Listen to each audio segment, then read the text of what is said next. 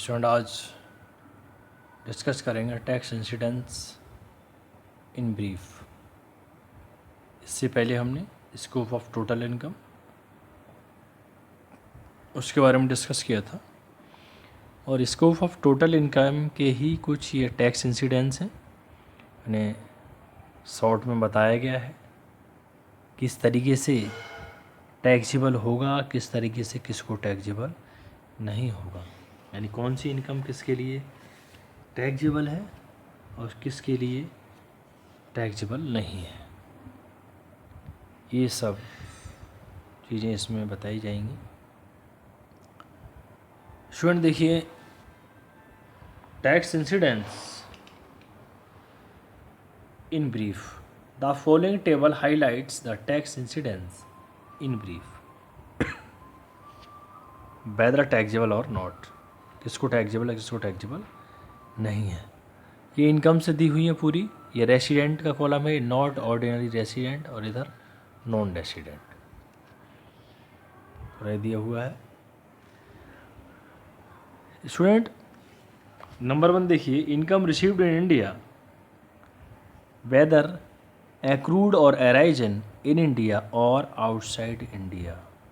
यदि कोई भी इनकम भारत में रिसीव हो रही हो या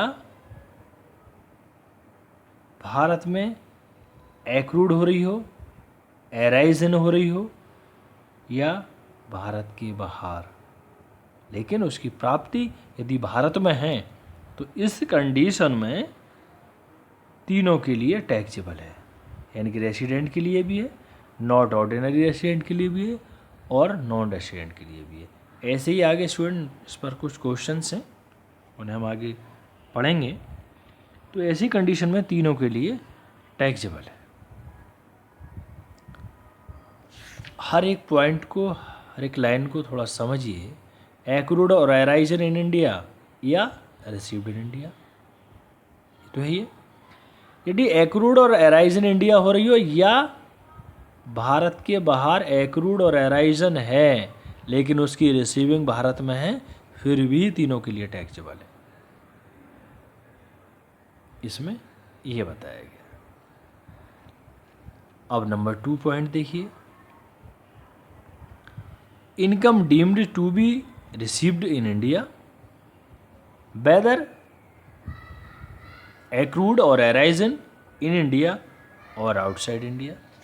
मतलब पूरा समझिए, या तो इनकम भारत में प्राप्त की समझी गई हो या उपार्जित हो रही हो या भारत से उसका उदय हुआ हो या भारत के बाहर उदय हुआ हो, लेकिन डीम टू बी रिसीव्ड यदि इंडिया में है तो इस कंडीशन में भी तीनों के लिए टैक्सेबल होगी।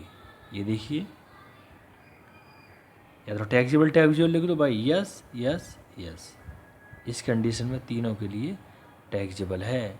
कोई इनकम यदि deem to be received in India है या एक्रूड और अराइजन इन इंडिया है या दे रखा है outside India accrued and arisen but received in India, फिर भी इस कंडीशन में तीनों के लिए टैक्सेबल है।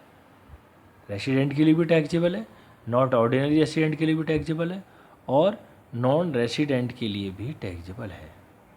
ये इसमें बताया गया है। Number 3 student, income accruing or arising in India whether received in India or not or out, not नहीं है, और आउटसाइड इंडिया। देखिए, इनकम accruing और arising in India whether received in India or outside India। यदि कोई भी income Bharat से उपार्जित है या उसका उदय हो रहा हो या भारत में रिसीव हो रही हो या भारत के बाहर कहीं रिसीव हो रही हो आउटसाइड इंडिया, लेकिन ऐसी इनकम का एक्रूइंग और अराइजिंग यदि भारत से है तो इस कंडीशन में भी रेसिडेंट के लिए भी टैक्सेबल है, नॉट ऑर्डिनरी के लिए भी टैक्सेबल है और नॉन रेसिडेंट के लिए भी टैक्सेबल है, यानी यस यस यस।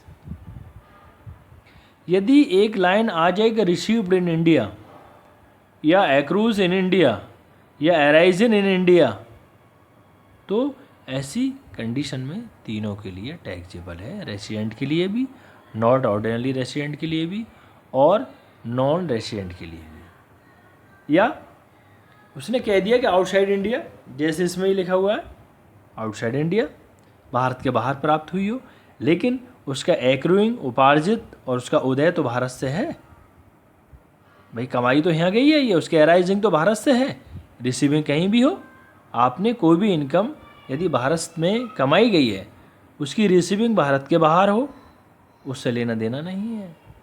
रिसीविंग तो भारत के बाहर हुई है लेकिन कमाई तो भारत में गई है, ऐसी कंडीशन में तीनों के लिए टैक्सेबल है, रेसिडेंट के लिए भी, नॉट ऑर्डिनरी के लिए भी और नॉन रेसिडेंट के लिए भी। क्वेश्चन नंबर 4 देखिए, income deemed to be accrue और arise in India whether received in India और आउटसाइड इंडिया। देखिए, income deemed to be accrue और arise in India whether received in India और आउटसाइड इंडिया। देखिए, या तो भारत में उसी उपार्जित माना गया हो या भारत से उदय मानी गई है, वेदर रिसीव्ड इन इंडिया और आउटसाइड इंडिया। यदि चाहे भारत में उसकी रिसीविंग हो चाहे भारत के बाहर हो, लेकिन उसकी एक्रू और एराइजन मानो डीम टू बी एक्रू या डीम टू बी एराइज दे रखा है, तो इस कंडीशन में रेसिडेंट के लिए भी टैक्सेबल है, नॉट ऑर्डिनरी के लिए भी टैक्सेबल है और नॉन रेसिडेंट के लिए भी टैक्सेबल है। ये इसमें ध्यान देने वाली बात है। पहले भी मैं बहुत अच्छे से बता चुका हूँ, स्कोप ऑफ इंसिडेंस या स्कोप ऑफ टोटल इनकम में भी बता चुका हूँ। Number 5, income received and accrued और अराइजन आउटसाइड इंडिया। यहाँ पर देखिए, इनकम भारत के बाहर ही प्राप्त हो रही है और एक्रूड भी बाहर है और अराइजन भी भारत से बाहर है, आउटसाइड इंडिया। यदि केवल यहीं लिखा हुआ होता, ये केवल इतना लिखा हुआ होता है इनकम रिसीव्ड एंड एक्रूड और अराइजन आउटसाइड इंडिया, तो इस कंडीशन में केवल रेसिडेंट के लिए टैक्सेबल होता और बाकी किसी के लिए भी नहीं।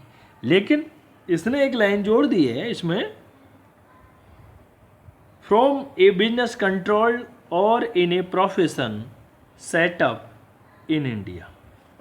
लेकिन जो बिजनेस है उसका कंट्रोल एंड मैनेजमेंट कहाँ से है, वो भारत में है। बोर्ड ऑफ डायरेक्टर की मीटिंग उसकी कहाँ होती है, वो भारत में होती है। इस कंडीशन में रेसिडेंट के लिए टैक्सेबल है और नॉट ऑर्डिनरी रेसिडेंट के लिए टैक्सेबल है, नॉन रेसिडेंट के लिए नहीं है। ये इसमें ध्यान देने वाली बात है। सपोज भारत के बाहरी किसी इनकम का उदय हो रहा है, राइज हो रही है, एक्रूड उपार्जित हो रही है, या भारत के बाहर उसकी रिसीविंग है, तो केवल रेसिडेंट के लिए, क्योंकि भारत से ना वो कमाई गई है भारत में, ना ही भारत में प्राप्त हुई है। इस कंडीशन में रेसिडेंट के लिए टैक्सेबल है।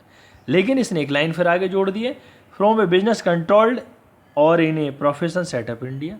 लेकिन जो बिजनेस है उसका सेटअप यानी बोर्ड ऑफ डायरेक्टर की मीटिंग उसकी भारत में होती है, उसका कंट्रोल एंड मैनेजमेंट भारत से है। ऐसी कंडीशन में रेसिडेंट के लिए टैक्सेबल होगा और नॉट ऑर्डिनरी रेसिडेंट के लिए टैक्सेबल होगा, नॉन रेसिडेंट के लिए टैक्सेबल नहीं है। स्टूडेंट, इसके बाद स्टूडेंट देखिए और भी इसके कुछ पॉइंट हैं। नंबर 6 पॉइंट है, इनकम रिसीव्ड एंड एक्रूड और अराइजन आउटसाइड इंडिया।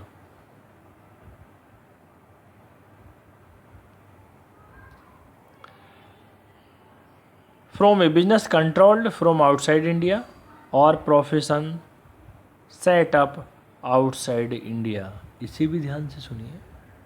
देखिए जो इनकम रिसीव हो रही है, एक्रूड हो रही है, राइज हो रही है भारत के बाहर, भारत से लेना देना नहीं है, और इस बिजनेस का कंट्रोल एंड मैनेजमेंट भी भारत के बाहर है, प्रोफेशन सेटअप भी आउटसाइड इंडिया है, भारत के बाहर। इस कंडीशन में केवल रेसिडेंट के लिए टैक्सेबल है, बाकी किसी के लिए भी टैक्सेबल नहीं है, ना ही नॉट ऑर्डिनरी के लिए, ना ही नॉन रेसिडेंट के लिए। ये इसमें ध्यान देने वाली बात थी, क्योंकि ना ही भारत में प्राप्त की गई है, ना ही भारत में उपार्जित की गई है, ना ही भारत से उस इनकम का उदय हो रहा है, ना ही उसका प्रबंध एंड नियंत्रण भारत से है। ऐसी इनकम केवल रेसिडेंट के लिए टैक्सेबल होगी, बाकी असाधारण निवासी या अनिवासी के लिए टैक्सेबल नहीं होगी। स्टूडेंट नंबर 7 देखिए, इनकम रिसीव्ड एंड एक्रूड और arisen outside India from any other sources. यानी कि इनकम भारत के बाहर ही रिसीव हुई है, भारत के बाहर ही एक्रूड हो रही है, उपार्जित हो रही है, और उदय भी भारत के बाहर है, फ्रॉम एनी अदर सोर्सेज, सब कुछ भारत के बाहर है, भारत से लेना देना नहीं है कुछ भी, ना रिसीविंग भारत में है, ना एक्रूड भारत में है, ना अराइजन भारत में, सब कुछ भारत से बाहर। इस कंडीशन में मैं पहले ही बता चुका हूँ, केवल रेसिडेंट के लिए टैक्सेबल होगा, बाकी नॉट ऑर्डिनरी और नॉन रेसिडेंट के लिए टैक्सेबल नहीं होगा।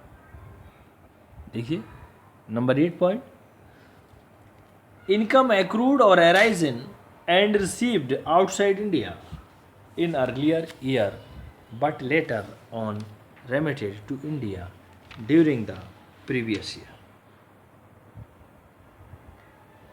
देखिए स्टूडेंट, इसका मतलब भारत के बाहर ही इनकम का एक्रूड है और भारत के बाहर ही उसका अराइजन है, रिसीविंग भी भारत के बाहर है। इन अर्लियर ईयर, पहले के कुछ सालों में इनकम कमाई गई है, लेकिन प्रीवियस ईयर में भारत भेज दी गई है। और हम जो कैलकुलेशन करते हैं वो कौन सी इनकम का करते हैं, प्रीवियस ईयर का, ना कि प्रीवियस ईयर से पहले के सालों का।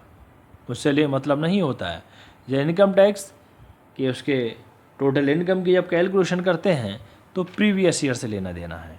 इसमें क्या किया है इसने, पहले किया है, पास्ट अनटैक्स इनकम पहले कभी कमाई गई होगी वो वहीं उसने अपने पास रख ली, लेकिन प्रीवियस ईयर में भारत भेज दी गई, तो इस इनकम से लेने देना नहीं है, ना ही रेसिडेंट के लिए, ना ही नॉट ऑर्डिनरी रेसिडेंट के लिए, ना ही नॉन रेसिडेंट के लिए। स्टूडेंट यही इसमें था, यदि पास्ट अनटैक्स्ड इनकम भी दे रखा हो तो वो टैक्सेबल नहीं है तीनों के लिए। यह इस तरीके से दे रखा हो, earlier year but later on remitted to India during the previous year. Student आज हमने इसका डिस्कस किया, इंसिडेंस ऑफ टैक्स के बारे में। Thank you student.